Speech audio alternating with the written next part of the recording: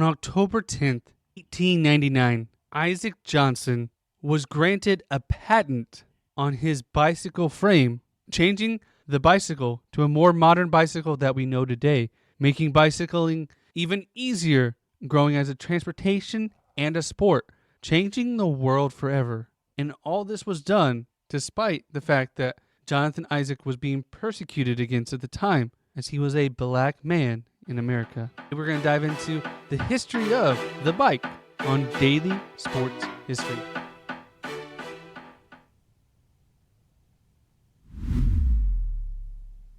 Welcome to Daily Sports History. I'm Ethan Reese, your guide as you daily learn more about sports history, increasing your sports knowledge.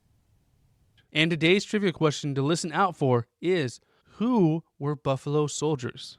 Now, we first talked about bicycles all the way back in our second episode, when in 1886, Thomas Stevens rode a bicycle across the world, and he had to do so on a penny-weather bicycle. Now, if you haven't listened to that episode, that's okay. Now, that bicycle is one of those old-school bicycles with the giant wheel in front and the little wheel in back, as that was the most popular bicycle at the time. As in the history of bikes, actually goes back to the 1700s. In 1790, they invent a two-wheeled vehicle with a seat in the middle, but there was no steering. But it looks like the basic of a bicycle. And a few years later, in 1817, Carl Duras invents something with a steerable component, being what is widely thought of as the first bike.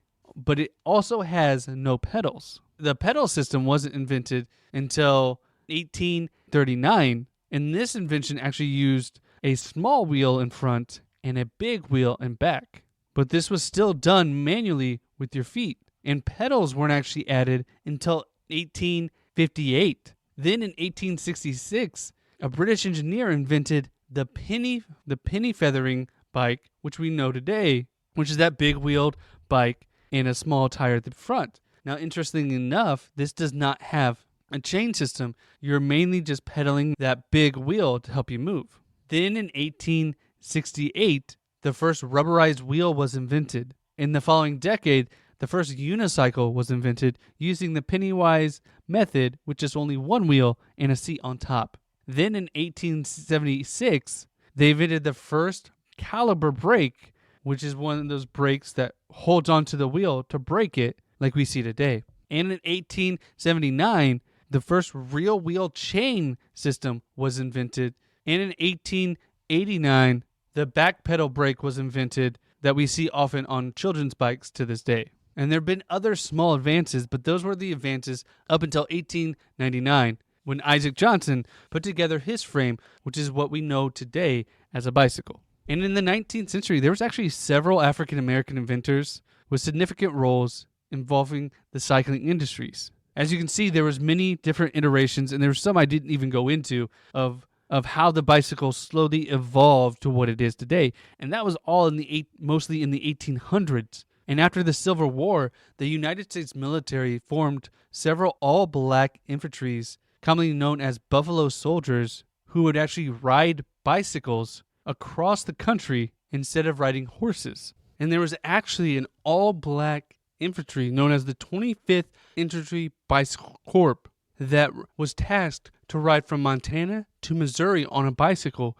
which is 1,900 miles. And it took them 41 days, showing the human strength and resolve to get through these treacherous conditions, which included the Rocky Mountains. And there was zero road at the time. And these were not mountain bikes. These were just basic. And Isaac Johnson continued the African-American contribution to the bicycle when he patented the folding bicycle, which was the first to have the recognizable diamond or triangle-shaped frame that we have on our bicycles today, which has the bar that goes between your legs, connecting the front and to the back, and the two bars that go below, connecting to the pedals, which is what we commonly see today. Now, he had some additions to include folding because he grew up in New York, in the city, where you needed to be able to store a bike. And if you had one of those big penny feather bikes with a huge wheel, where were you going to put that? Even in a small apartment. You needed someplace to compactly put your bike. And that's why he created it out of necessity. And he really changed the game. And his version of the bicycle is basically what we have today, with a few minor tweaks and the folding part really not used. But there are folding bicycles today which are mainly used for the same reason, for small spaces and storage. So he really changed the game of bicycles, and we actually don't know very much more about him, as the only really documentation we have from him is what he put on his application for his patent. So he changed the game, and something we have all used our entire lives, but many of us never heard of him, and his recognition is very limited. And it goes to show you that even if you make a small contribution, you can change the world that you may not even know about. And over the next century or so, the bicycle hasn't changed very much, at least the bicycle frame. It's gotten better material and more aerodynamic.